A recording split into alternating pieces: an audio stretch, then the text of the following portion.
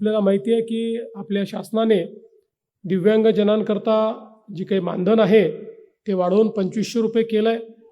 वेगवेगळ्या योजनांच्या माध्यमातून शिक्षण असेल, आरोग्य असेल आणि रोजगार असेल, या तिन्ही बाबतीत आपला हा प्रयत्न आहे की दिव्यांगजनांना त्या ठिकाणी सन्मान मिळाला पाहिजे. देशामध्ये पहिल्यांदा आपले पंतप्रधान माननीय नरेंद्र मोदीजी यांनी या ठिकाणी सांगितलं की कोणीही विकलांग नाही तर सगळे दिव्यांग आहेत, डिझेबल कोणी नाही तर स्पेशली एबल सगळे आहेत. आणि अशा पद्धतीनं एक वेगळी ओळख आमच्या दिव्यांगजनांना मोदीजींनी दिली. आज केंद्र सरकारच्या वतीनं इतक्या विविध प्रकारच्या योजना आमच्या दिव्यांगजनांकरता चालवल्या जातात, पण आपला प्रयत्न हा आहे की दिव्यांगता आपल्याला कमी कशी करता येईल त्या दृष्टीनं मोठ्या प्रमाणात आपले प्रयत्न चाललेले आहेत.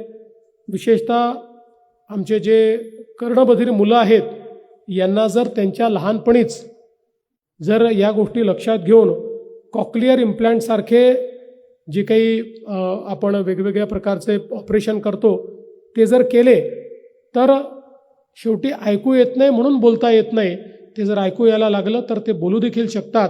आणि म्हणून महाराष्ट्रामध्ये कॉक्लिअर इम्प्लांटचे जे काही ऑपरेशन आहेत त्याला 6 ते 8 लाख रुपये लागतात.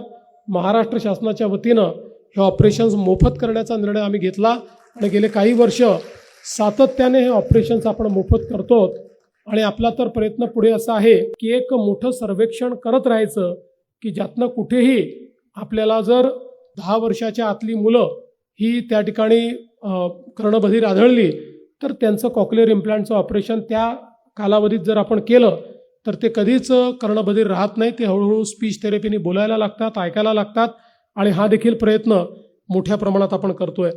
आत्ताच आपल्या जिल्हा परिषदेच्या सीओनी देखील एक चांगली संकल्पना मांडली की जर या ठिकाणी आपले जे दिव्यांग आहेत त्यांना रोजगार देण्याच्या दृष्टीने हे जे काही झोमॅटो असतं, ब्लिंकिट, स्विगी वगैरे, तर त्या आमच्या दिव्यांगांना आवश्यक त्यांच्या जी काही डिझॅबिलिटी आहे त्याच्याप्रमाणे डिझाईन केलेल्या गाड्या या त्यांना आपल्याला देता येतील.